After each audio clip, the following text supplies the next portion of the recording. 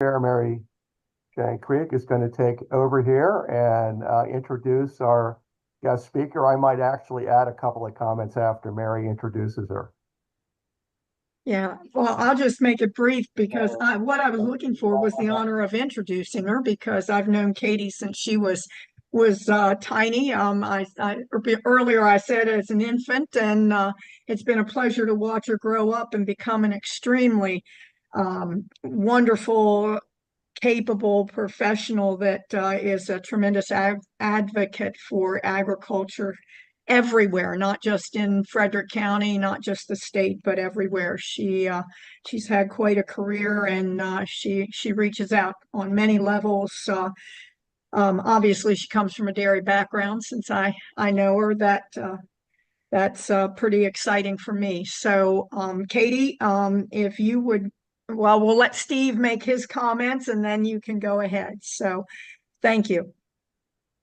Thank you, Madam Chair. And yes, I've known Katie for quite a while. She's certainly a dynamic agricultural marketing professional, is what the local ag development officials call themselves, otherwise known as an AMP. And Katie has had quite a tenure. She's also a graduate of the Lead Maryland Fellowship Program. So she is a Lead alum, as are several on this call.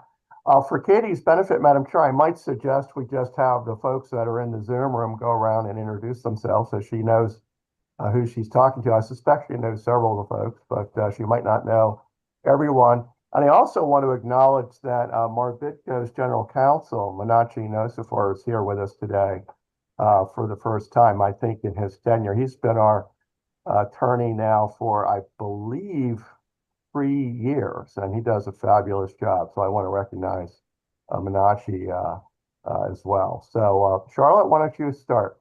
Charlotte Davis, Rural Maryland Council. Katie and I are lead fellows from class 9, right? Oh, how about that? Yeah. Paul?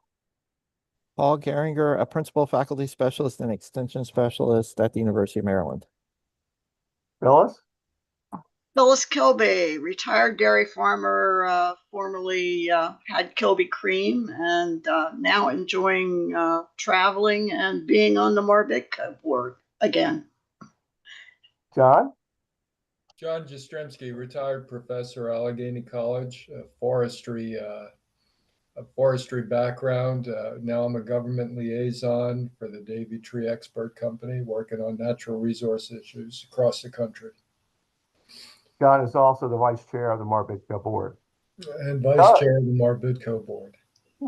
Doug, in his final meeting on the MARBIDCO board. Yes, it's been a great journey. Doug Lipton, I'm a marine resource economist, formerly at the University of Maryland Department of Ag and Resource Economics and NOAA Fisheries. Great. And MARBIDCO staff members, why don't you just go around the horn? Stacy? Hi, Katie. Stacy Kabovsik, Assistant Director, MARBIDCO. Tina? Hi, Tina Wilkins, Senior Accounting Coordinator here at MARBIDCO. Brittany? Good morning, Brittany Rawlings, a Financial Programs Specialist with MARBIDCO. Sierra? Hi, Sierra Chris, Financial Program Specialist at MARBIDCO. Allison? Allison Rowe, Financial Programs Officer and Program Coordinator. And Manachi, if you're able to introduce yourself on the screen. Hi, it's Manachi. I'm not sure if you can hear me, but I just don't have access to my camera on this in my setup at work. But glad to be here. Delighted you could join us this morning. Did I miss anybody? All right. Katie, take it away, please. Morning. Are you able to share your screen? Well, it's giving me an error. It's saying the host isn't allowing sharing for this webinar. Oh, sorry. Oh.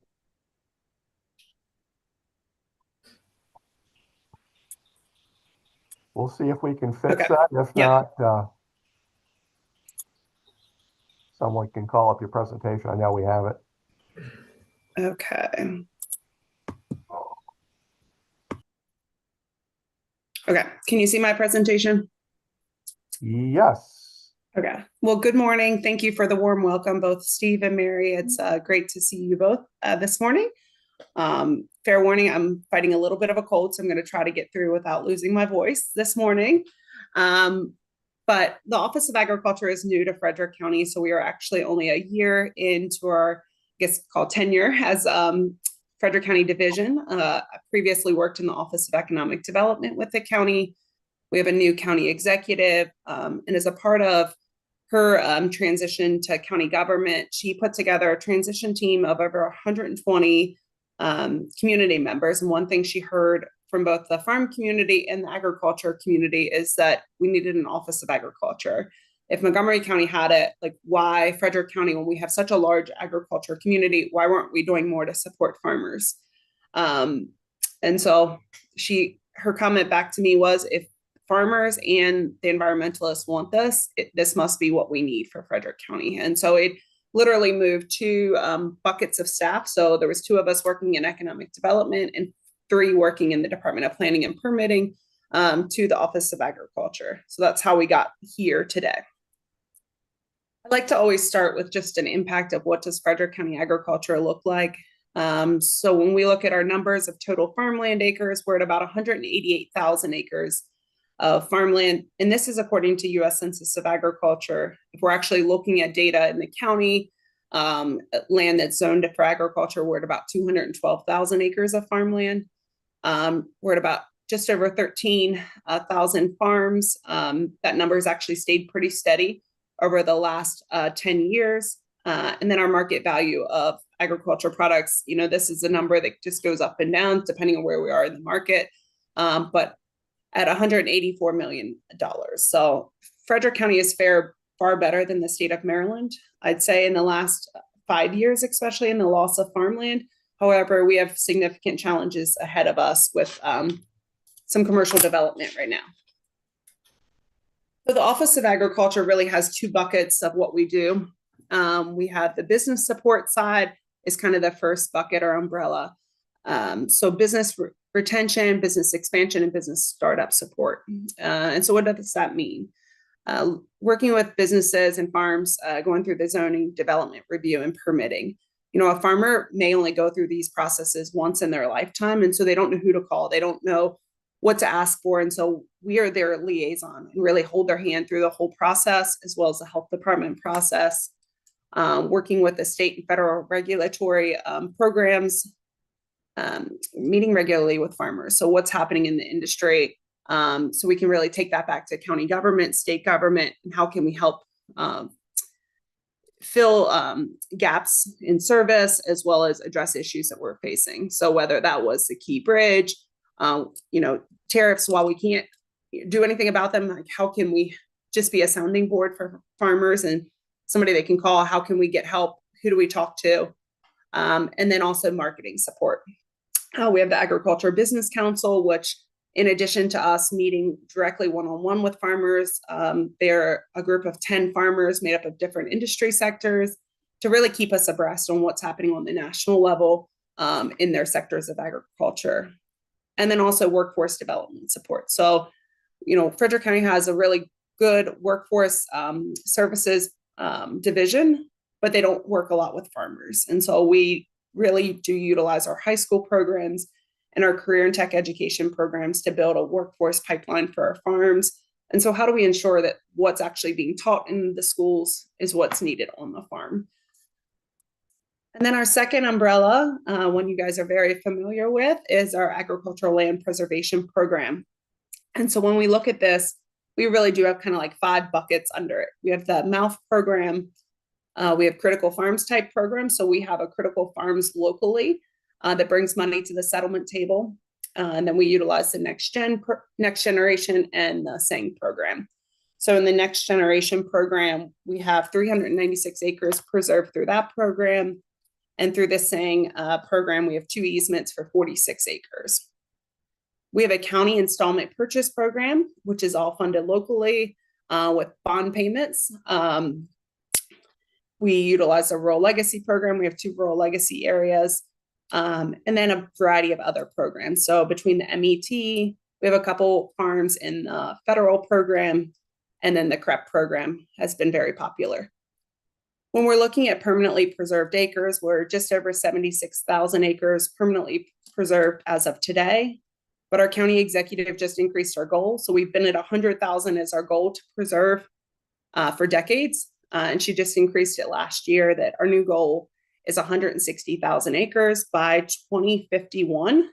So that takes about 3,200 acres we need to preserve every year going forward. The Ag Innovation Grant was another new piece to Frederick County.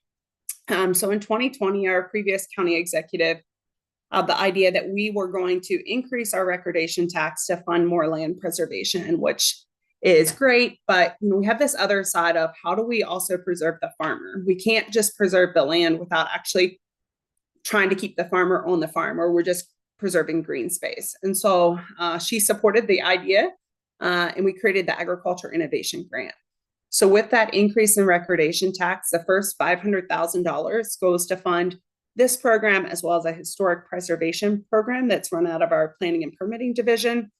So since 2020, when we actually got started in 2021, we've run 9 cycles and awarded $1.7 million to 77 projects throughout the county. We do this grant twice a year. So we have 125,000 both cycles now going forward. So our new county executive has committed to a dollar amount, which has actually made it really a smooth process for us. So 250,000 a year, created 163 full-time positions on farms and 221 part-time positions. And then when we look at, for every dollar in county investment or public investment, we create $3.50 in private investment. So it's been a really worthwhile program for farmers. I think they really appreciate it, and it kind of services that need for access to capital. That was one of the biggest challenges we were hearing on farmers expanding. And this program is actually an upfront grant program. And so then they submit their receipts after the fact. Another big prong of what we do is focusing on marketing. How do we connect farmers with consumers? So the Homegrown Frederick publication you see on the left-hand side of the screen is actually our new one that just came out Sunday. So I actually don't even have a copy in my hand yet, but our newest publication, we're in our 12th year of that, partnering with Frederick Magazine here. So this is a free service to farmers. So any direct-to-consumer farm actually gets a half page or a third page ad in the back of the book that talks about what they grow on their farm, how consumers find it, as well as features a picture. And then we also include stories about what's actually happening. So this year's publication features stories on ag education, women in agriculture, our ag innovation grants, as well as non-alcoholic craft beverages. We've also included a website with this where people can search for local products that are near them. They can find creameries, equine facilities, restaurants that buy local, as well as just find out information about what's happening on farms. And then our social media. And so this is all things agriculture for the county, from land preservation to business support to finding consumers and sharing that story of what's happening on the farm. So another piece that we've really worked to support is the value added side. So one prong of that is just being the craft beverage industry. So when I started with the county, if you took a new business to an agency, a government agency, you got a different answer every time you went on what the process was going to look like. And so we really worked to nail down, what does that process look like? And we put into effect a wine brew shine in 10 steps, we call it. So it actually walks through the federal, state, and local regulation, as well as what does zoning look like? What is permitting? What does the health department look like? And who do you talk to? So that's really been a game changer for us here in Frederick, to kind of modernize all of agriculture, put information in writing. With that, we did a lot of regulatory reform. So looking at our definitions in the ag zone, we updated our definitions around tasting rooms and how do we streamline different processes. We partner with Visit Frederick, our local destination marketing organization, on the brochure you see in the middle, which has been the hottest publication they feature. Actually, we print it about once a year because it's been so popular. At the fair, we actually do a showcase working, helping to educate consumers on products that are coming from farms in Frederick County and ending in a craft beverage in Frederick County. And then we do a passport program where we actually sell 500 passports with our Downtown Frederick partnership and Visit Frederick. And we sell out of those passports in about 15 minutes, and they're only good for a 1 month time frame. So it's been a really big help for this industry. The farm to school piece is another one. So we've, historically looking back for the last few decades, Kentucky Mountain Orchard has always sold apples to our schools and has grown apples specifically to have a smaller apple for our school system. But now we actually have a nonprofit, Farm to School Frederick, that is working to connect farmers with the school system and build that connection. They also do education in the school, especially in our Title I schools. And just letting kids experience what food looks like that is grown locally, and that also teaching parents, how they can process and actually share these products with their families. The kids love it. It's also a partnership with the University of Maryland Extension. It's been a huge benefit for our farming community as well as our school system. So our most recent announcement was the Agriculture Strategic Plan, which was just launched in March of this year. So this is the first update we've done since 2008. And since all of you are in agriculture, you know how different ag is in Frederick County and in the state of Maryland since 2008. So we were really excited to officially launch this new plan. It was made up of a variety of community stakeholders and farmers who really could share what they thought was the future for Frederick and how do we get there, and also looking at it from a regional approach too. So when we break it down, we kind of have 5 focus areas. Modernizing regulation. Obviously, agriculture and industry is moving faster than regulation or government. And so how do we ensure that we're giving farmers the opportunity to continue to be successful? Looking at a playbook on, farmers can easily find the information they need, not having to know the right words and dig into the zoning ordinance or a permitting code. They can find it in one spot. As well as looking at our farmland protection programs, and are they meeting the needs of the farmers today, and that they have the opportunity to still be successful and profitable on their farms. Value chain support. So this is actually one of the first things we're going to kick off here in July. We have funding to kick off a feasibility study for our Farm Retail Innovation Center, modeled after Wisconsin's Dairy Innovation Center. So it will help farmers with retail best practices, technology innovation, new product development, cultural integration. So when you look at Wisconsin, theirs is obviously all around dairy. Ours will not be. It will be around all agriculture products. And then we're going to be pulling in other counties as well as other states to be a part of this discussion with the feasibility study, the business plan, and then hopefully, in the next few years, we can build out a facility that would really support our farm community. Infrastructure development, looking at new roads. Are they wide enough for farm equipment to move through? In existing road capacity, what are the challenges for farmers as they're trying to move equipment throughout the county? Workforce and human capital. We all know that workforce across the board in all industries is a huge challenge right now, but agriculture is not exempt from that. And so how do we help create apprenticeship programs, beginning farmer trainings? Frederick County has seen the largest growth in number of beginning farmers than any county in the state of Maryland, but how do we further support them? And we'll talk more about that here in a few minutes.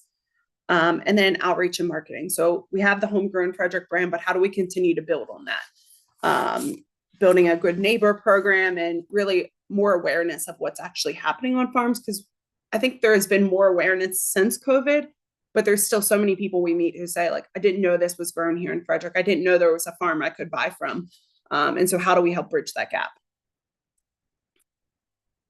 Another big project we're actually working on right now is the Canode Farm Park. And so this was donated to the county in 2017 with $1 million endowment to be created into an educational and equine facility. So ag education and equine. So the county has actually budgeted to start construction.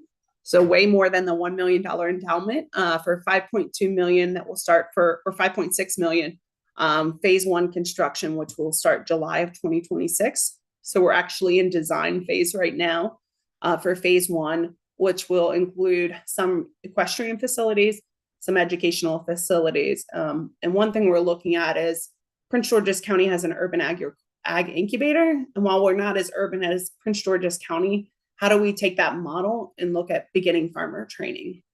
And so utilizing some of this land to actually help beginning farmers have access to land to begin to grow, while also learning the business side, going through the business plan and the marketing and actually selling product to start with before they're going out on their own. So this is in a mouth easement, and it's 175 acres. Obviously phase 1, it will be several phases before we use all of this park. But we are excited to start construction next year and see what this will look like for Frederick County. So what's ahead for us? So back in 2018, the county released the Livable Frederick Plan. And when you look at this plan, there's over 100 initiatives that relate directly to agriculture. So we're working to implement those, implementing our new strategic plan, continuing to strengthen partnerships between farmers, policymakers, and economic development agencies. There's strength in numbers. We're not all in this individually. If we can work together, I think we can accomplish a lot more. We're going to continue to invest in ag-friendly policies and infrastructure. And then, of course, preserving 160,000 acres of farmland in the county. So that's all I have, but I'm happy to answer any questions anyone may have. And I'll stop sharing. Katie, that was fantastic. And I failed in the introduction to note that Frederick County is our top next generation program county by a significant amount. So kudos to you and your staff for taking advantage of both the original next gen easement option purchase program as well as the newer small acreage next gen program. Does anyone have any questions for Katie? They're really on the cutting edge of a lot of ag development activity, working in multiple areas. I asked Katie to think about if there are ways that MARBIDCO might be able to better support her efforts and the other local economic development efforts around agriculture and forestry. But I see, while she's thinking about that, John has a question or comment.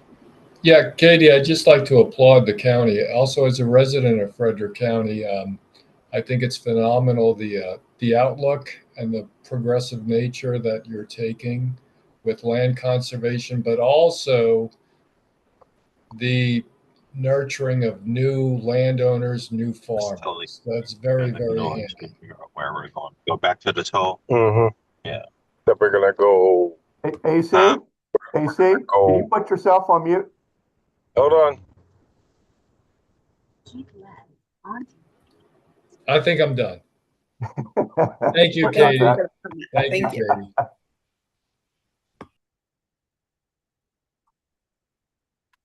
Anyone else have questions for Katie? Or Katie, do you want to venture an answer, recognizing that we're going into a time of more limited public resources potentially at the state and federal levels? Yeah, that is a great question that I've been trying to wrap my head around lately. I think with the federal challenges, I think infrastructure is a huge need, but I think we have to stop looking in a silo. We have to start looking more regionally and getting those conversations together. I feel like we hear a lot about let's build something here, let's build something there, but I think we need to start thinking more strategically, like where are we putting these across the state? That farmers can get to them, easy access. So I think, continuing to convene groups that can help have those discussions about where are they located across the state of Maryland, I think is important when we look at infrastructure. And I think, the small farm program is very important to me. We have a lot of interest in that. I think we just submitted another application actually for that through Frederick County, but, ensuring that funds remain for those types of programs, we're losing our mouth funding, we're losing rural legacy. We're not losing completely, but we're significantly cut. But ensuring that we can still help beginning farmers or next generation farmers. How do we help them get in the door? And whether that's through transition planning or preservation, I think are very important. I don't know that that's a great answer. Sorry. Well, I don't know the answer right now. You might comment, you did an extensive study on possibly creating a regional or a county ag center, sort of modeled on what SMATIC was looking at doing in Southern Maryland. Of course, that's not moving forward now. You might comment on sort of the outcome of that feasibility analysis and what it portends potentially for Maryland. Yeah, so we looked at it and we were looking specifically through county lens. I think that was, you think, oh, Frederick County is a huge ag county, we can support this, but we can't. It needs to be a regional approach. So as a part of our strategic plan, it actually comes back as the idea of a regional. And so what I would like to morph this into is we're talking about a farm retail innovation center, product development, retail best practices, technology innovation. It makes sense that those two go hand in hand. And so as we look down this idea of the regional farm retail innovation center, we also look at regional processing. When you look at, meat processing has been a huge conversation point around the state, but when you actually look at number of animal units we have in Frederick County after surveying farmers that need processed that can't get processed, we're at 300 animal units a year. You can't build a facility for that. And so I think you got to look at this from the high level. I know I was guilty of this. I looked at our USDA numbers and I said, or Census of Ag numbers, and I said, we can do this, like we can build this. But you actually got to take a step back and look at what is the need that is not being met right now in our county or in the region. And can you build a facility for that? Does it pencil out? So Don, we are not moving forward with our county specifically. John, did you have a follow-up question? Your hand's up. And if not? No, I do not. Okay. Charlotte? I'll get my hand down. So I wanted to shift gears to agritourism. So Frederick County's had some challenges. I'm just wondering what's the update for us in terms of supporting agritourism and the public coming onto local farms? Yeah, thanks, Charlotte. That's a hard one. So last year we had a lot of challenges around agritourism in Frederick County. So we created an agritourism work group. We put together a full report. The work group was made up of 95% farmers that were engaged in all different sizes of agritourism or wanted to be engaged in agritourism. And the report was submitted to the county executive, county council. One of the council members decided to introduce the bill. It did not move forward. We went through the whole process. It got voted down. There was some amendments to the bill when it was first brought forward that the farm community really made it very challenging on number of fire pits and different things. And so the bill did not move forward. So we still have agritourism like it was before in the county. And so we're still supporting that just as we were before. But, I do think that brings a question like, will it come back? I don't know. We have a year waiting period. So after a bill is killed in the county, we have to wait a year before it's brought back in any fashion. And so I don't know what next year will bring.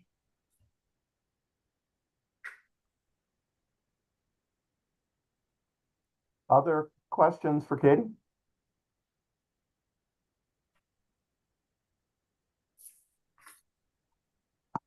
Well, again, you all are to be commended for your efforts in Frederick County. It's amazing what you all do. It's terrific that you have support from your county executive and county council to do the work that you do. So thanks for taking the time to be with us today. Any final thoughts, Madam Chair? No, just to say thank you very much for everything that you and your staff and the county of Frederick is doing for agriculture. We hope that it is a blueprint, launching pad for maybe some of the other counties to come in and follow suit and mimic some of the things you're doing. It's wonderful. Very, very great presentation. Thank you so much, Katie. Thanks, Mary. Thank you both for having me. Great. And you're welcome to stay with us, but if you need to leave, we certainly understand. So, all right, Madam Chair, I'm delighted to report that we have a quorum. Okay, so I guess we can officially call the meeting to order then. Do we need to do an additional introduction of those that came in later? We can do that. Steve, you want to say hello? Hello, Steve Conley, Deputy Secretary, Maryland Department of Ag. Dan? Sorry it's late. Better late than never. Thank you, Steve. Dan? Good morning, Dan Ryder, DNR Forest Service, Rural Maryland Foundation. And Okay. AC, who is traveling. Yeah. Hello, AC, Lower Eastern Shore. All Great. right. Thank you all for being with us today. We'll move right ahead then. We need to do the approval of the previous board minutes. Are there any questions about those minutes? They were pretty lengthy. I hope you had time to read them. And we'll entertain a motion whenever someone is ready.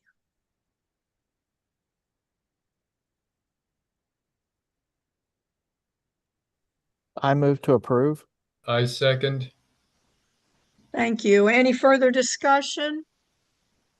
Okay, all those in favor of approving the previous board meeting minutes, say aye or raise a hand. Aye. Aye. Could you please tell me who seconded that? That was John. John did. Thank you. I see Steve Connolly has his hand raised. Steve, is that intentional? I was just a voted yes. Very good. Thank you. Yeah. Yep. Okay. I think that motion carries then. Thank you. The minutes have been approved. Then we'll move on to the financial, budgetary, and legislative items. Mr. McHenry. Thank you, Madam Chair. We'll start with the FY year-to-date budget summary. You all have received that as well as a detailed budget to review. And Tina's going to put the summary on the screen, I believe.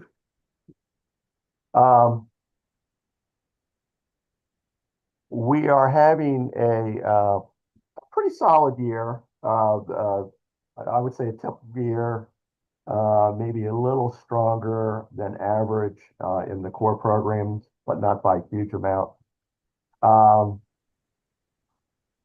Just in looking at income, we did receive our full appropriations for this year, which included 2.3 million in core programs funding. This is the last of that, or core programs capitalization money. So that ends with this fiscal year, as does the local farm food aggregation grant program funding of 435,000. We received that, and that program is now no longer being supported, pretty much as planned in both cases. Our principal repayments are coming in ahead of schedule. We talk about this every year. In fact, Tina's going to, in a minute, put up our loans paid in full chart. We can never anticipate how many loans are going to be paid off early. We can tell you what's going to be paid off according to what is booked in our loan administration system called Portfolio. But you can see there we're running $1 million ahead so far this fiscal year in core loan repayments. And then in the specialty loan category, the restricted principal repayments category, we're actually just a little bit behind schedule there. So haven't done a deep dive there. We do have some slow pays in a couple of cases. In terms of interest income from loans, I think we're just about on track there as of April 30th. Program income is running ahead of what we projected, in large part because of next generation program settlements. We've had a number of them this year, and they generate some fees, which we are happy to have. We also had one original option purchase actually pay out. That's the first time I think that's happened. So that income goes into that bucket. So doing quite well there and with program income. Next generation program repayments are coming in better than projected. Some of that again relates to the last category of the program income. And CD interest earnings are doing much better than we expected. We put the budget together and then we immediately went out and purchased 3 CDs at what we thought were historically high interest rates, at least for the modern period. And those continue to do well. So good news there on the revenue generation front for this fiscal year, at least as of April 30th. The targeted federal, state, regional grants includes the USDA, MPILP, livestock processing loan program funds. So that's where we are on income. In terms of expenditures, Tina will scroll down a little bit so we can look at that. Hey, Steve? Yep, go ahead, John. Just a quick comment. I have to applaud the team on the CDs. Those rates, obviously looking back, are phenomenal. And the amount of money that you have laddered in those 3 CDs are nicely well played. Well, thank you very much. Yeah, kudos to Tina for working on that. And of course, we assiduously follow the state investment policy and how we manage our investment fund. So wanted to make a note of that as well. So thank you for that. And also, Tina, if you go back up, probably should have talked about the operating income. You'll note that we're meeting our expectations there with operating income, which is really how we've determine how we're doing in funding both our operational expenditures as well as our core grant programs. And I can comment on that in a minute. So looking down there at expenditures, we're right on target for the year with office operations. So really nothing to particularly comment there. I think our essentially Menachie's on the call here. I think our legal expenses are running a little ahead of what we were projecting, but other than that, we're doing pretty much as planned. And then in terms of the programmatic expenditures, you can see there how we're doing with core loans, 6.2 million. We think we got another $1 million in project requests coming before the end of June. You'll see that in a minute. And the specialty loans are just a hair under budget. Specialty grants are significantly under budget. And the core grant programs are again under budget as well. And next gen is about half of what we were planning to spend in this year. You'll have a report from Allison about the next gen programs in the next section. So that's where we are for the year, under budget, but programmatically running pretty decently. So I'm happy to take any questions about that. And hearing none, we'll move on then, Madam Chair, to the next document we'll provide you, which is the programmatic activities overview. And you can see here how we're doing again under our major programmatic divisions.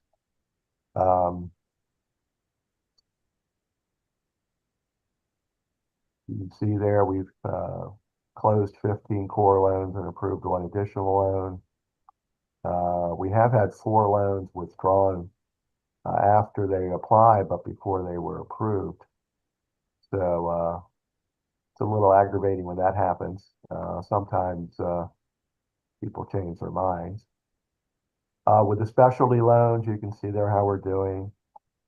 A little under 2 million all in 4 programs. Grant programs, about 1.8 million all in. I will note that the Southern Maryland Equity Incentive Matching Fund grant program is run out of money. You may recall from the last meeting that we reported that SMATIC was proposed to be defunded over a 4-year period. That did not come to pass. The General Assembly decided to retain SMATIC's funding going forward, but we have not had a conversation with SMATIC about replenishing that equity incentive matching grant program. In that program, what happens is if a loan request comes in from Southern Maryland, we can automatically match up to 5% of a applicant's equity as a grant in towards that project cost. So it's been a pretty useful feature in helping farmers in Southern Maryland. The Upper Shore also has a similar program in place, as you can see there as well. We have made a number of livestock processing equipment grants during the year. Stacey will talk about those in a minute, so I'm not going to talk about these other grant programs just yet. Next generation, Alice is going to talk about that in a minute. So that covers that. Unless there's a burning question, we will move right along to the loan loss reserve. And you can see there our loan loss reserve as of April 30th is just over 2.5%, which is a pretty consistent number. That's typically what we're reserving so that we don't overstate our equity position in our balance sheet. And again, this is derived as to how we risk rate each individual loan that we have in the portfolio. And then in terms of the average interest rate, today it stands at just over 4.36%, which is very good. You all have been tracking this for several years now, and you will remember just prior to the pandemic beginning, we were at 4.25%, which was just over our target of 4%, and then it dipped significantly because of the actions we needed to take during the pandemic. We lowered interest rates for all of our collateralized loan borrowers, and we made other concessions to help our business borrowers during the pandemic period. And so it had dropped as low as, I think it was 3.2% at one point. So it's now, it's just way back up over 4.3%. So that's good news. We have a target of 4% as a kind of a management tool just to make sure we have enough operating income to support MARBIDCO as we go into this period where we're going to be, I think, fully self-sustaining. Questions on that? And if not, we'll go on to the early loan repayments. I noted this earlier. We're at 266 loans, 67 loans that have paid early since our beginning of tracking this in fiscal 2010. You can see here programmatically where loans have paid off early. Obviously, the Mr. Biff program is our most popular program, and we've had the most loan payoffs there, followed by the Shellfish Aquaculture Financing Fund. And if you'll go down a little more, you'll see there the number of early loan repayments. So this is what I was referencing earlier. These dollars here in this chart are dollars that actually came in unexpectedly early. So you can see there so far in FY25, nearly 1.1 million has come in earlier than anticipated. So and that's very difficult to budget for. We do budget some funding, but it's kind of a guess. We actually, in what you will see in a little bit, are budgeting pretty close to that number that you see there for FY26, FY25, and the FY26 projection. Unless there are questions, we'll move on to the next item on the agenda, Madam Chair.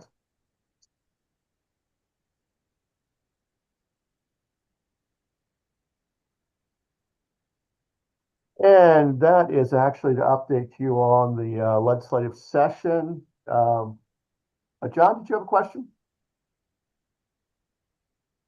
There's your hand. No, I do not have a question. I don't know how to put my hand down. Oh, Now I do. there we go. We supported 3 pieces of legislation this session. One was the revision to our oyster shucking house loan program. You may remember that we needed to make a couple tweaks to make that program work better for prospective applicants by lowering the number of years one would have had to have had a shellfish aquaculture or shellfish dealer license, excuse me. And we also provided more flexibility with respect to the number of part-time employees that would need to have been hired for financing. So that bill passed without any problem. You may recall we had a presentation from the Secretary of Planning, Rebecca Floor, at the last meeting concerning the proposed new state planning principles, which were replacing the state planning visions. We had expressed real concern about the sort of the lack of recognition of working farm and forest land in those principles. And we raised that with the secretary and with the legislature, and with the help of Scarlett Davis and myself, we were able to convince the department and the General Assembly to recognize the importance of half of our state's land area, which is working farm and forest land. So we were successful on that front. And then we also supported a bill that would have provided a procurement preference for local farm food, which would have supported the local farm food certified program. And that bill was vetoed. In reading the veto message and hearing from the bill sponsor, not exactly sure what the concern was, but it would have provided a price preference going from 5 to 10% if funds were available to support that. Made some other changes, including setting up a 250-mile radius for certifying for procuring local farm food, so that could have gone outside the state of Maryland. Have heard from MSDE that they are continuing to build a platform for this program, because it is required under federal law to be the infrastructure needs to be in place by fiscal 26. But in terms of the rest of it, it's not currently slated to become law. I don't know what the prospects are for a veto override. There were some other bills that were vetoed that you may have been reading about in the paper that were a little controversial. So not sure what's going to happen. But just wanted to bring that to your attention. And in terms of what's in the budget, the governor included $300,000 for the livestock processing equipment grants program, as well as the WIPI Wood Products Equity Investment Program. And so you're going to see that in the budget submission for next year. I also wanted to make note that the RMC is funded at $6 million, $6.1 million actually, for the Rural Prosperity and the Maryland Ag Education and Rural Development Assistance Fund program. I mentioned earlier that SMATIC is funded at $1 million, which is the required statutory amount that's not changed.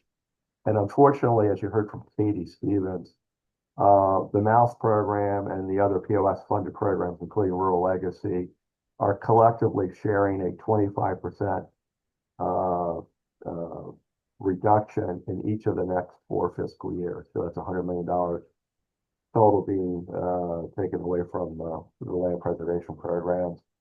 MOUSE reports it is going to be able to offer a program next year, but it's not going to be nearly as robust as it has been in the last couple of years. So that's what's going on the budget front. And then there's another bill that passed that I wanted to bring to your attention. In fact, I wanted to seek your guidance about something. There was a comprehensive bill dealing with both agriculture and fisheries called the Chesapeake Bay Legacy Act. And it was an administration priority. And one of the provisions in that act is a new program being developed by the Department of Ag called the Maryland Leaders in Environmentally Engaged Farming, or LEAF program. Some of you may have heard about the LEED Green Buildings Standards program that's been around for a while, where you get credit for being more environmentally sustainable with different levels, different tiers. This is sort of modeled on that, where farmers can get recognition for best management practices around various things, including environmental sustainability, local, sort of socially conscious food provision, that sort of thing. And so the MDA is developing that now. The MARBIDCO staff has been involved in at least 2 meetings led by Secretary Addix in developing this program. And the department has asked, how its partners can participate. They've reached out to us and Farm Credit for ideas. I have suggested, and I wanted to seek your concurrence with this, that we're assuming there's going to be 4 tiers of recognition, with I don't know what they're going to be called, but with LEED, it's platinum, gold, silver, and bronze, I believe. So there may be something similar. And I was going to suggest sort of using our Hometown Heroes interest rate reduction program for applicants to our loan programs that are at the top 2 levels receive a benefit sort of similar to our veterans interest rate reduction preference that we have. So a veteran is able to get a 25 basis point reduction on a loan from us. And I was going to suggest something similar for the highest tier. And then, so that's a 1/4 of 1% interest rate reduction. I was going to also suggest a 1/8 of 1% interest rate reduction for the second level down. So this wouldn't be for existing borrowers, just for new borrowers seeking application. If they have that recognition under this new LEAF recognition program, that we would help to incentivize participation in that program by making such an interest rate reduction available. Before I throw it open for question, Steve Conley, do you want to make any observations about what I just said? Well, I like your recommendation. Okay. I don't know if I have to, sit this one out, but I do think that the whole goal is to incentivize best practices, whether it's environmental or social, or to encourage, food resiliency. It's not just tied to one thing. It's really to be more to drive the environmental side, but also the community base of agriculture. Does anybody have any questions or concerns about what I proposed?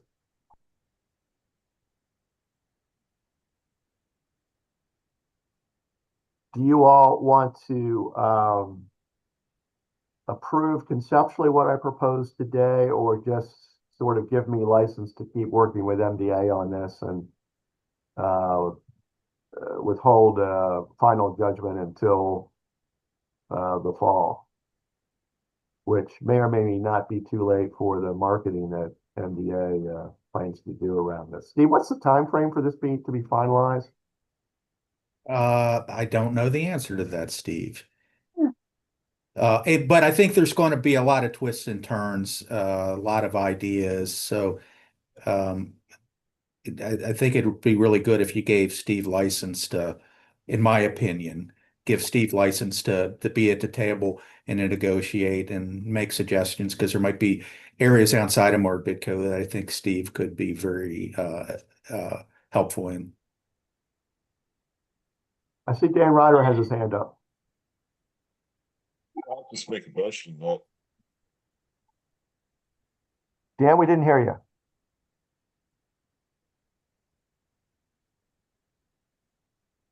how about now? Dan, are you on mute? No, I'm not. Mary, can you hear Dan? No, I cannot hear Dan. Dan, you want to type it in the chat? Are you able to do that? I thought he said he was gonna make a motion, or somebody should make a motion. Oh, okay. Dan, are you making a motion to approve with our recommended?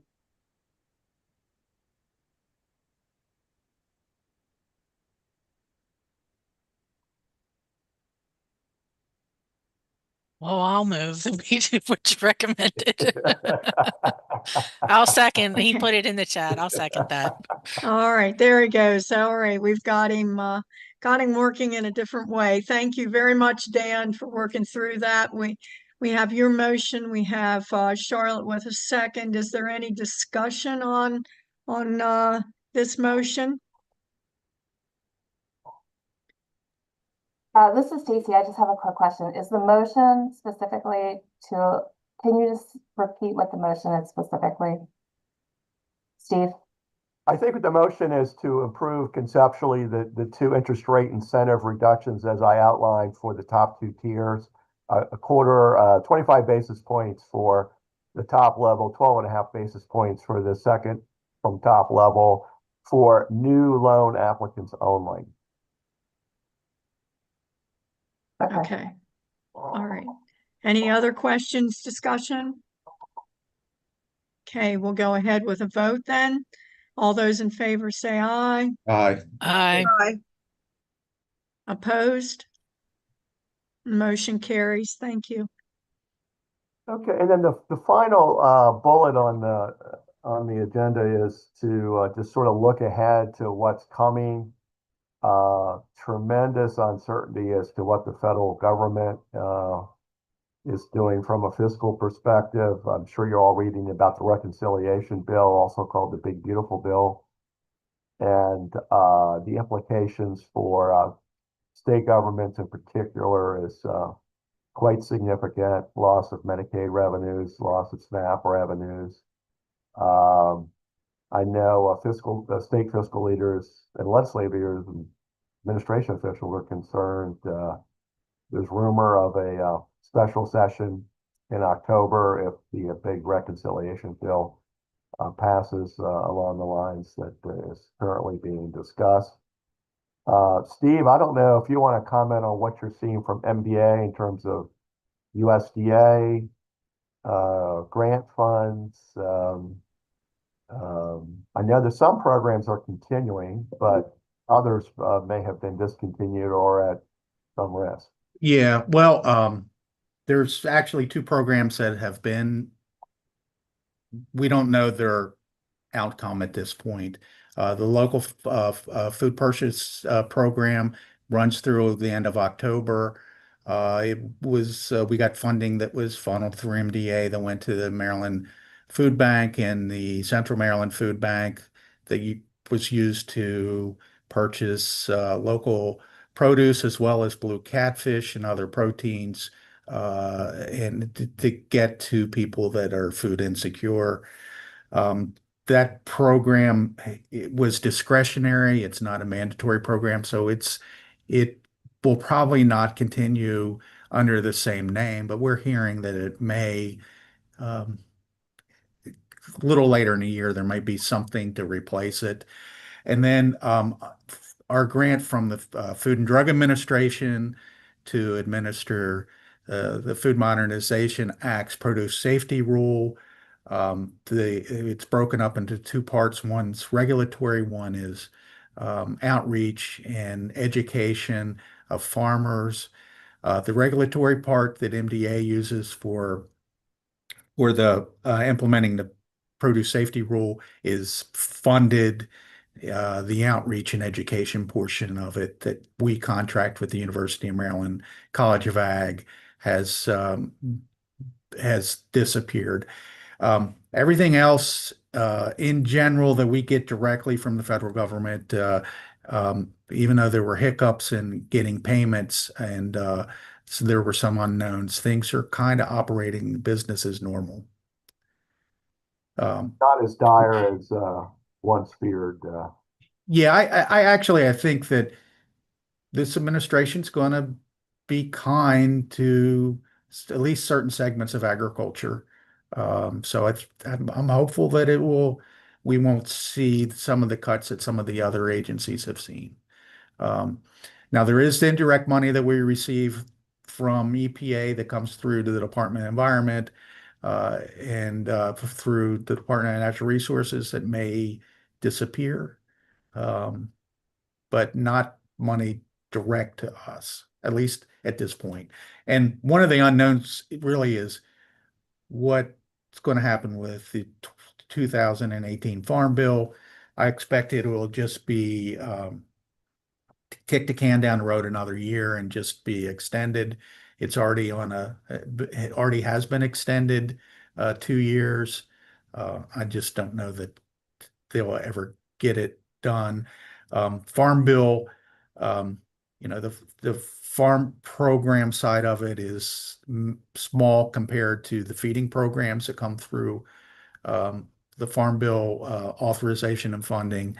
SNAP is definitely going to have some major readjustments. A lot of that will kind of depend on what the MAHA Commission comes out and says about things such as highly processed foods, high sugar content foods, high salt content foods. So I think there's more to come on that front. Very good. Well, I think the bottom line is we're, the public sector, we're probably in for a challenging ride fiscally at the state level. Local governments are going to feel that as well to some extent because the state is shifting some. And I think that there's real possibility, depending on what the Board of Revenue estimates comes out with, and I guess it's end of August, beginning of September, there might be a special session with another round of cuts. Charlotte, you have your hand up? Yeah, I just wanted to mention there are significant cuts proposed for rural development under USDA. Most of the funds that remain are going to go to water, wastewater programs. And then under the cooperative development, there will be some funding for economic development, but not at the levels that we've seen in the past. So likely to be less funding available. And not that, we saw a lot of funding from rural Maryland, but those water wastewater loans we did see, and so it's going to be harder to see those funds in some of these rural areas. And as you know, any growth really depends on infrastructure. So if that's not available to us, we're going to see probably no growth continue for the rural areas. Oh, okay. So stay tuned. It's probably a good thing that MARBIDCO can operate at least on the lending side, from its own resources at this point, from low repayments. So, any final questions or comments on that?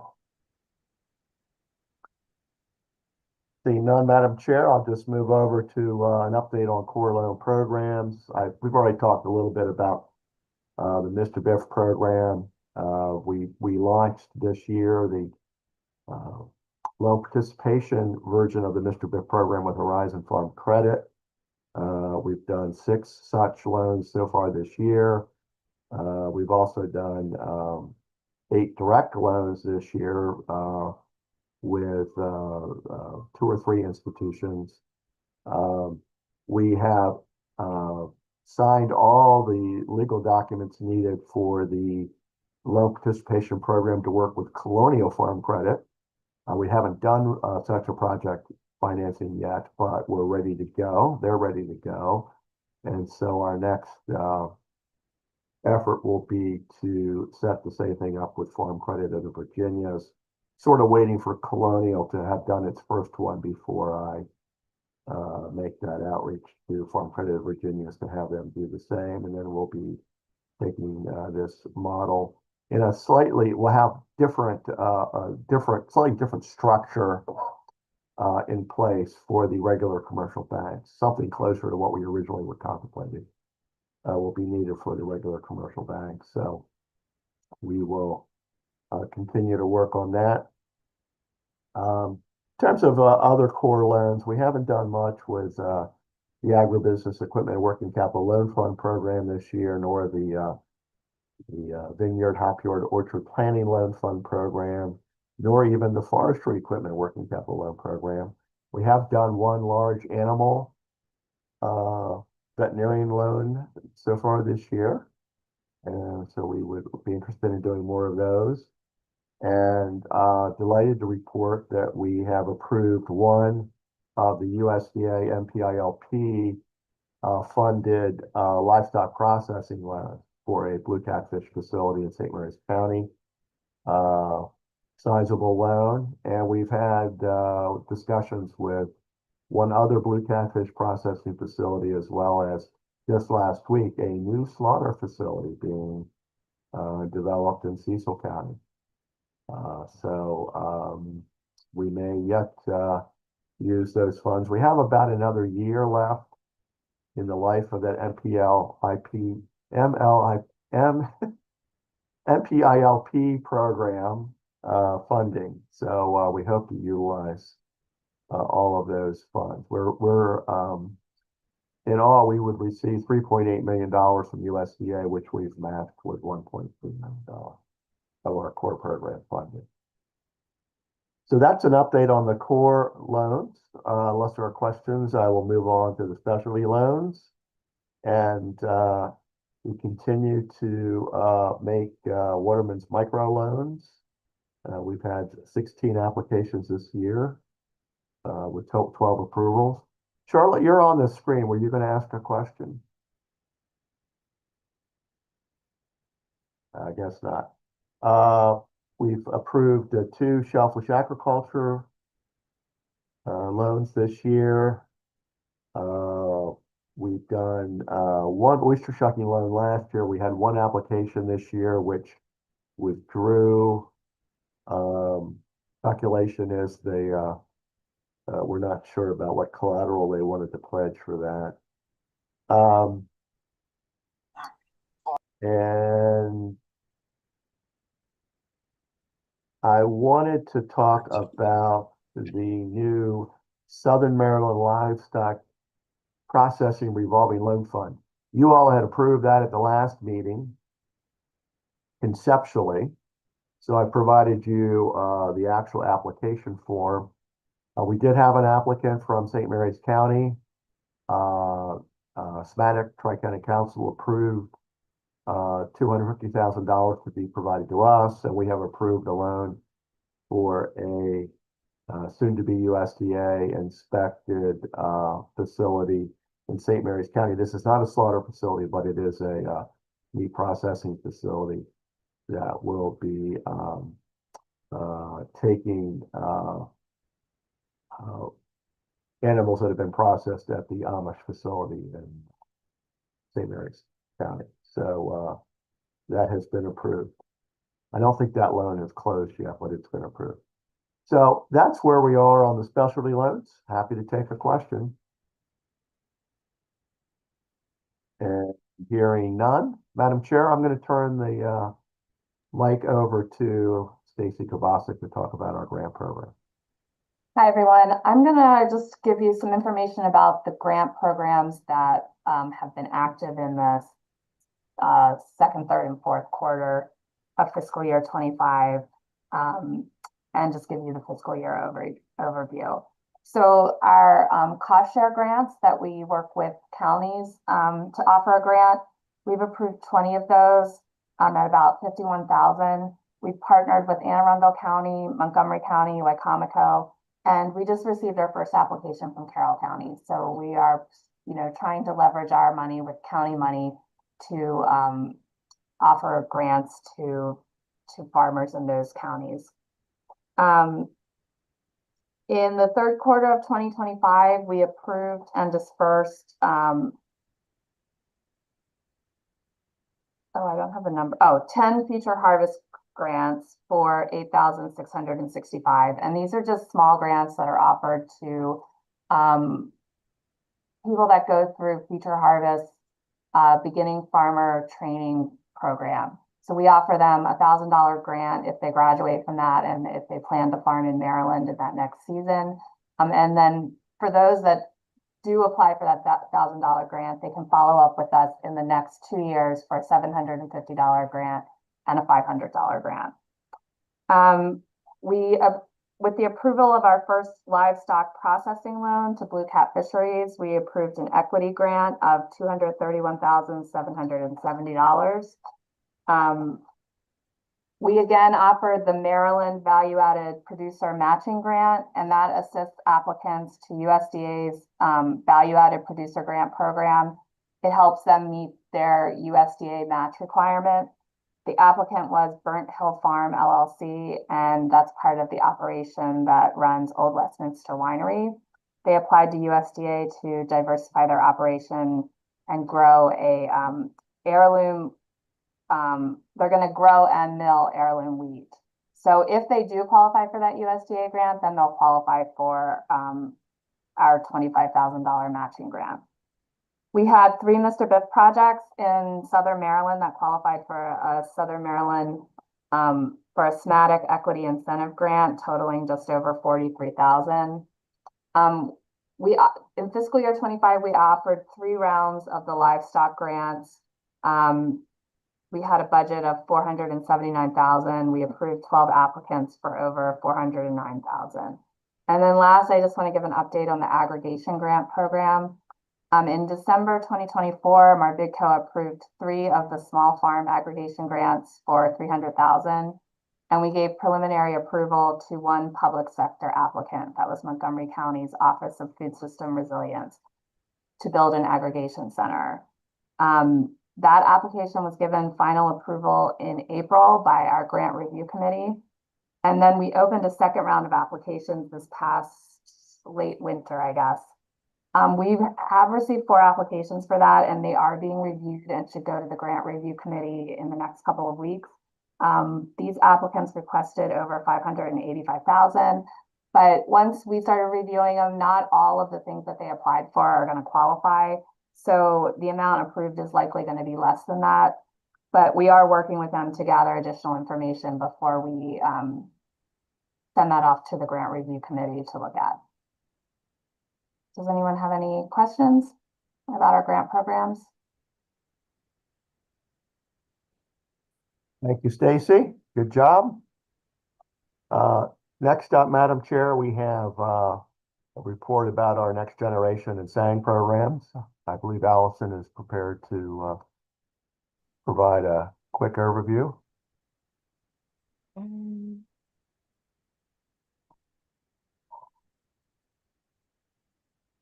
Can you see that report okay? Yes. Okay. Yeah, so just a quick overview of the next gen programs. First, we have the original next gen program. In 2025, we've done processed 4 applications. We approved all of them. We did have 1 that withdrew after approval. But since then, we have closed those. We do have 1 that's still pending closing. But that's from a previous year that we still stay in contact with that individual. And as you'll see, this is just the acreage and number of projects by county of what we have preserved with the original Next Gen program. And then moving on to the small acreage, I noticed this number is incorrect, so I have to fix that on the processed, but looks like we have done 4, I believe, next are saying this year. So 2 of them will be preparing to close. in the next month or so, and then we have 2 in the hopper that we'll be processing. So those will be coming soon. So overall, the 6 SANG projects that we have on the books, you can see by project and by acreage of what we have preserved. Great, thank Any you, Alice. questions? Anybody have Yep. any questions? All righty, thank you, Allison. Yep, no problem. All right, Madam Chair, we're up to the project acceptance reports. This is the report that you all ratify the projects we've done since the last meeting of this group. As of May 13th, we have approved 38 projects. Okay, so we're looking for a general motion to approve all of the projects that that are listed here. I It's move real- we approve Yeah, it's really, projects as presented. you're accepting the report, yeah. We accept Okay. that, move we accept the report with the projects listed. Okay, thank you very Second. much, Charlotte. Second. All right. I believe that's Mark that was second on that. Are there Yes. any questions or any discussion? Okay, all those in favor say aye. Aye. Aye. Aye. Opposed? The motion carries. All righty, we're up to a review of the proposed FY 2026 operating budget. Tina's gonna post a summary of the budget for you to review. And let me just make some observations there. We're proposing in terms of income to carry over $10.1 million from what we project. Again, we're projecting out through June 30th in this document you're looking at. The core programs, as I mentioned, the appropriations for both core programs and the local farm food aggregation grant program are no longer in this state's budget. So those appropriations are going away. We are projecting about 2.8 million in what is booked in core loan principal repayments. So you see there, we're going to have $4 million, which includes about $1.1 million in early loan repayments in FY25. We have booked 2.8. We're actually putting a little over $1 million into our proposed budget next year from early loan repayments. So in recent years, we haven't had anything less than $1 million, and in some years as much as I believe 3.8 million. So probably a realistic expectation for what we're budgeting in loan principal repayments unrestricted. The number you're seeing there in loan repayments for restricted loans, the 442,000, that is the portfolio number. So that's what is booked. There's no addition there. You can see that we're at projecting 363,000 at the end of FY25. So we're expecting more loan principal repayment from specialty loans next year. In terms of interest income from loans, that $2 million figure is what is actually booked. We're projecting $1.6 million this year. Of course, we have more loans booked going forward than we've had in the past, which explains the difference there. Program income, we're projecting at 69,000 next year, which is down from the 176,000 in program income this year. Again, a large amount of that 176,000, which was from next generation program closings. So we do not see that being replicated to that degree again next year. In terms of next generation program repayments, this is basically principal from a next generation repayment. It goes back into the fund. We have one repayment we are expecting next year, so we budgeted for that at $326,000, and that goes right back into the next generation program fund. Other income there is $400,000. That's going to largely be CD interest, down a bit from what we're projecting this year. But it was an unusually good year. And then finally, you're seeing projected for next year almost $2.7 million. All but 300,000 of that is the USDA MPILP funding for the livestock processing loan program. The other 300,000 is the state appropriation that we're getting for the 2 grant programs.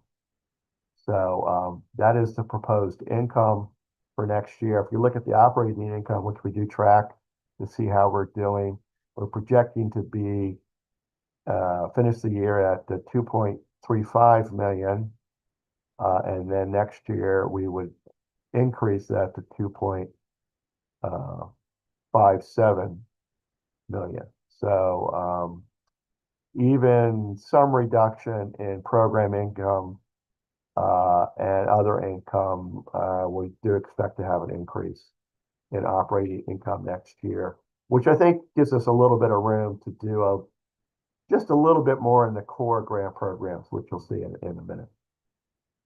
So looking down at the operational expenditures, Tina will scroll down a little bit.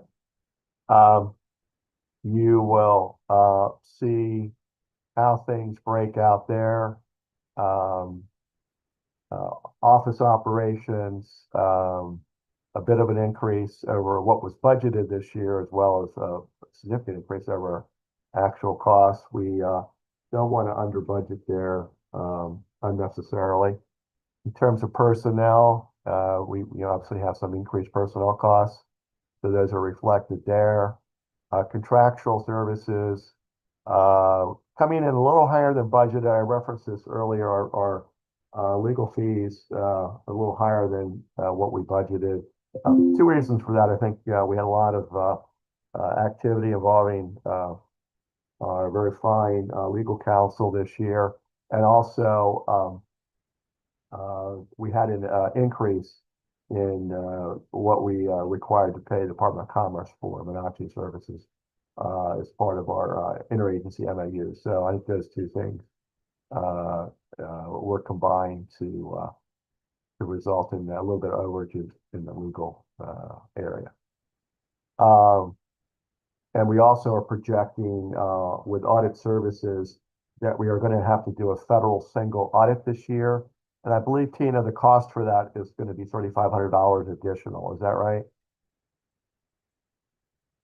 Well, if we had one done this year, that would be the cost, but we won't know the actual cost until next year because we have to do an RFP for next year's services. Yeah. What was the cost? What would the cost be this year?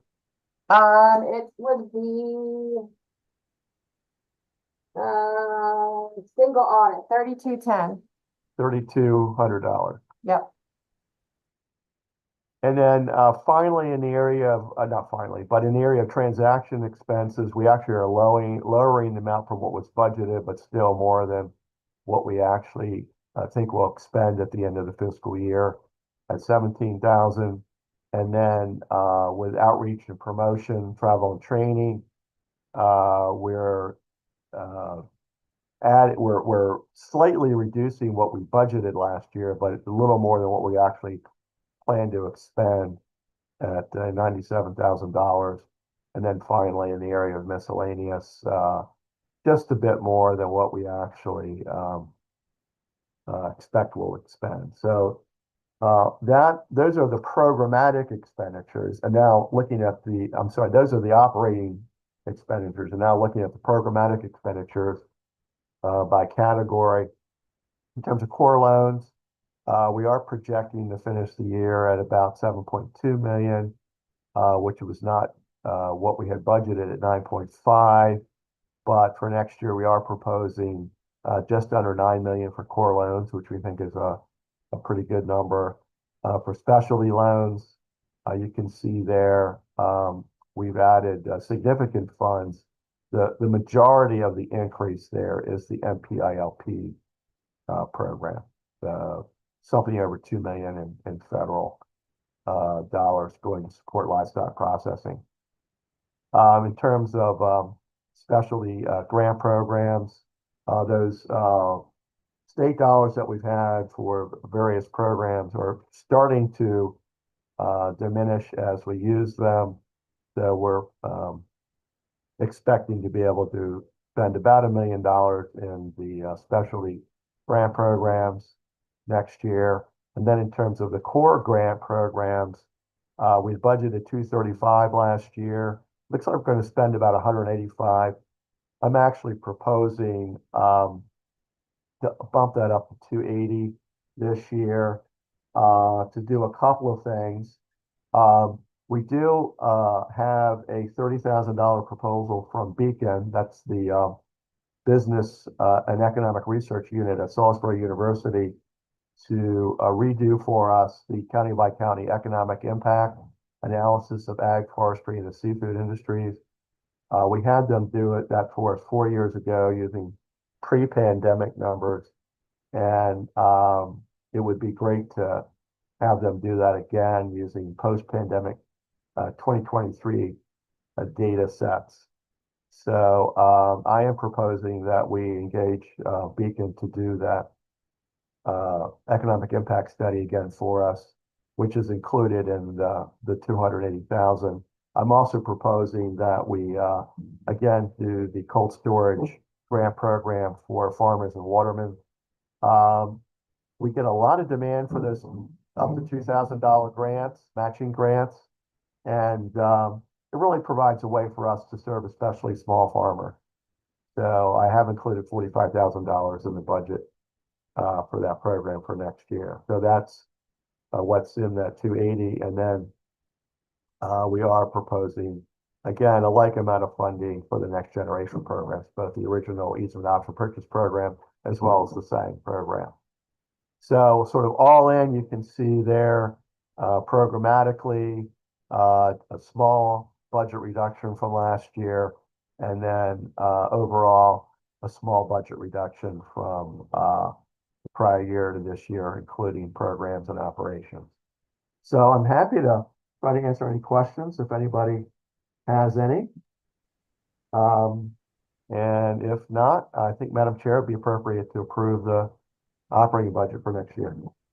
Okay. Any questions for Steve?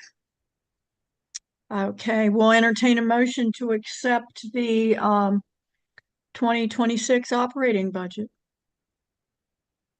I make the motion to approve. That was John. Thank you, John. Second? I'll second it. Okay, Charlotte seconds. Any discussion at all? We'll move on to a vote. All those in favor say aye. Aye. Aye. Aye. Opposed? Thank you, everyone. Steve and everyone else in the office. This is an incredible amount of work to go through and develop something like this, and to be so close with it as we see with what's happening in 2025. It's amazing how accurate it has become. And Madam Chair, thank you for those comments. And I certainly want to thank my team for all their great work, and Tina, especially for putting the budget together. It's a tremendous amount of work as our programs have become rather more complicated. Also want to raise an item with you, an action item.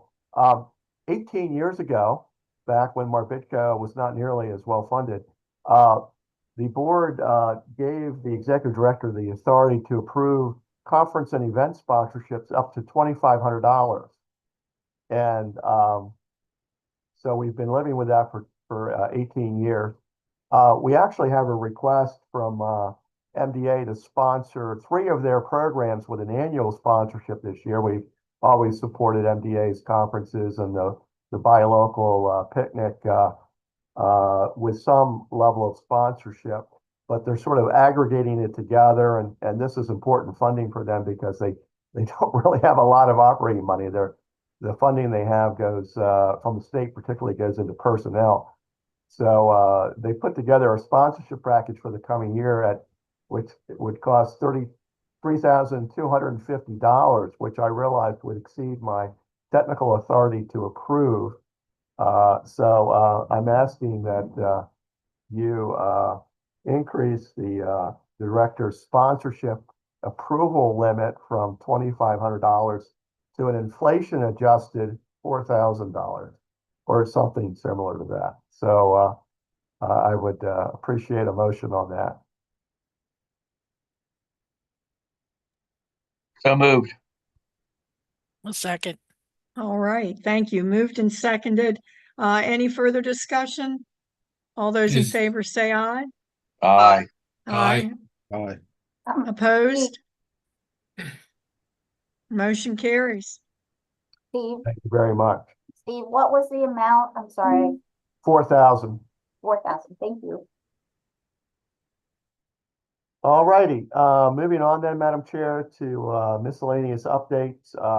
Pleased to report that we are again at full strength. We've been at full strength all year. We have a great team. Many of the colleagues are here in the Zoom room with you. And I want to acknowledge the hard work that they put in during the last many months. Wanted to update you just quickly on the Food System Resiliency Council, on which I am a statutory member. And the council continues to move forward. A lot of their focus is on food distribution and food access. So relatively smaller portion of the activity and discussion at the council is around food production and processing. But I think things are going pretty well. The co-chair of the council has asked if I would take over for the next year, chairing the Coordination and Communications Committee, which is also functions as kind of the council's legislative committee, although the council no longer actively takes positions on legislation. After due consideration, I have agreed to her nomination. So we'll find out next week if I have that duty for the next year. I do attend all the meetings, so and I also think I bring perspective of production agriculture to that committee's work. So I'll be happy to do that if called upon by a majority vote of the council. I wanted to quickly update you on what's going on with the Maryland Market Money Program and the Farmed Foundation. You all will remember that we helped facilitate the Maryland Market Money Program for the Southern Maryland Ag Development Commission we did that for 3 years. We created the Farms and Food Access for Resilient Maryland Foundation, FARM, a couple of years ago to help facilitate as a fiscal manager funds for the Maryland Market Money Program. The Maryland Market Money Program is currently being transferred from SMATIC to the Maryland Department of Agriculture. So beginning in July, MDA will be operating and running and managing the Maryland Market Money Program with the support of the Farm Foundation. And the Farm Foundation is actually working with MDA on making an application for a federal grant to further support the MMM program. So I no longer serve on the board of the Farm Foundation, but I am a advisor to the board and have been working with them and MDA as they move forward and making sure the Maryland Market Money Program has the resources it needs to continue the supplemental nutrition benefits, primarily at farmers markets, but also at food stands, et cetera. So that is the latest on Farmed and MMM.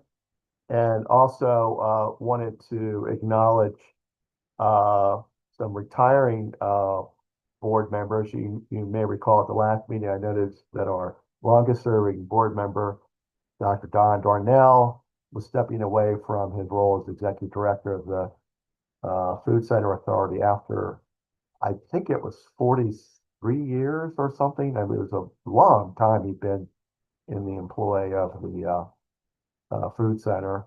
And we also have two relatively long-time members stepping away. Doug Lipton, this is his last meeting. I think he stepped away and was going to try to rejoin by phone. Let me see if he did. Doug did not, but Doug has been a great member. He wins the award for both the number of electronic project board approvals as well as the timeliness of them. He was nearly always the first one to approve my request for project approvals from you all. And I think he rarely missed, and he was very often the first one. So I really appreciated Doug's dedication to his service on the MARBIDCO board. And we're also saying goodbye to Wayne Richard, who couldn't be with us today. Wayne, of course, from Farm Credit, just been just a great member, really helpful in so many things, really spent a lot of time with us on developing a low participation Mr. Biff model. And so can't say enough good about Wayne and Doug. The governor has announced replacements for both of them, and they have been approved by the state Senate.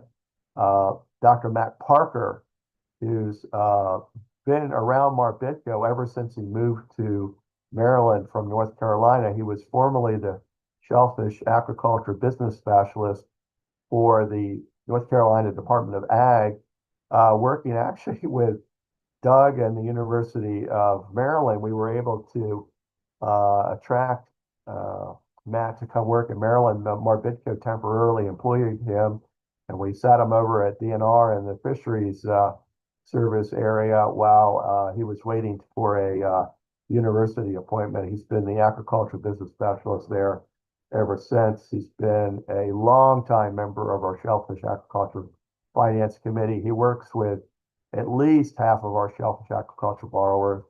He wrote his PhD dissertation on MARBIDCO's Shellfish Aquaculture Financing Fund program, and the governor has appointed him to the aquaculture seat on the MARBIDCO board. And Paige Harjet, who is a kind of a regional manager in the western part of Horizon Farm Credit's service territory in Maryland, is going to be filling the Farm Credit seat. So we're delighted to have Paige join us beginning next month. So we say fond farewell and welcome to the folks I just mentioned.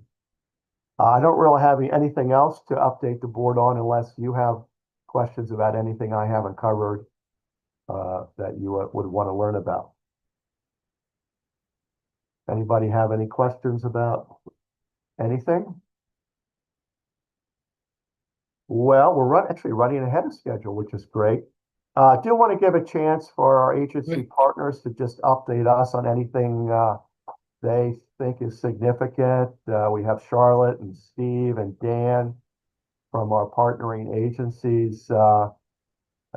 Charlotte, Steve, or Dan, anything you want to tell us about that you think the board should know?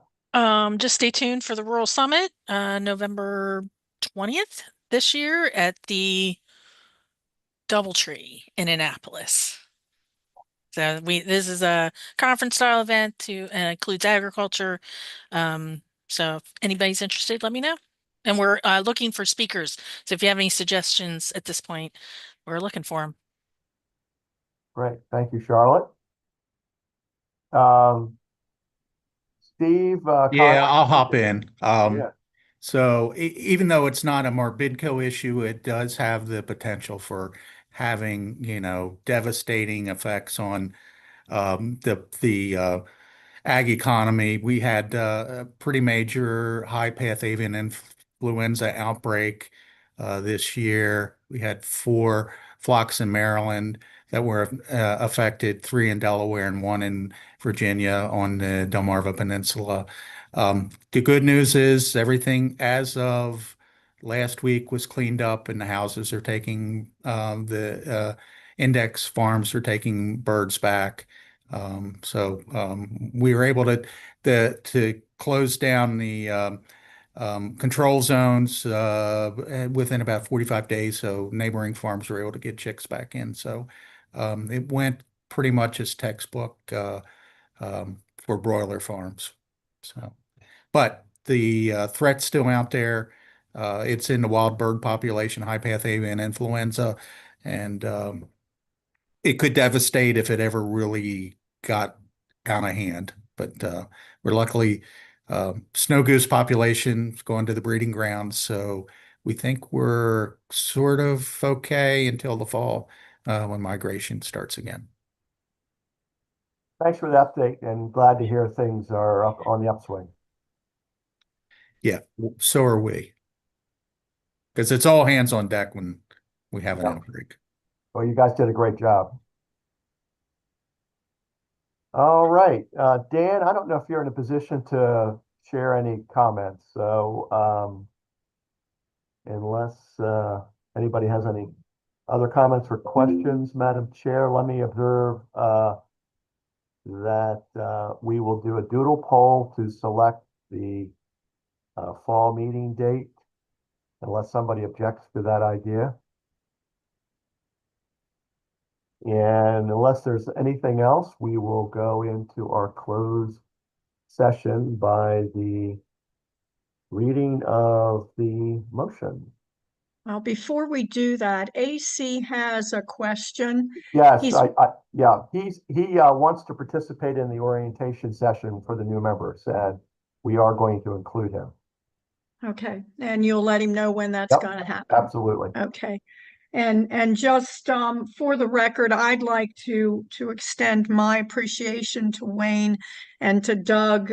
They both were already on the board before I came on. They are so professional, so welcoming. They were a great help to guide new members and give us all kinds of background and support. We're going to miss them, but we're definitely going to look forward to working with our new members that'll be coming on soon.